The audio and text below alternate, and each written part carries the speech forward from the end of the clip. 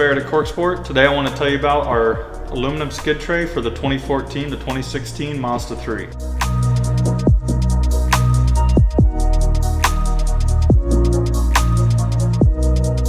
So we know with low cars, any off-roading adventures, even speed bumps, sometimes you're going to hit that skid tray, tear it up, and really the plastic panel just isn't enough for protection.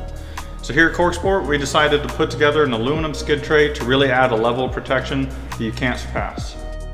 Our unique 2-panel design makes for easy installation, covers from radiator core support all the way to the back of the subframe, and then your front piece from core support all the way to the front of the bumper. So it really is a bumper back full system.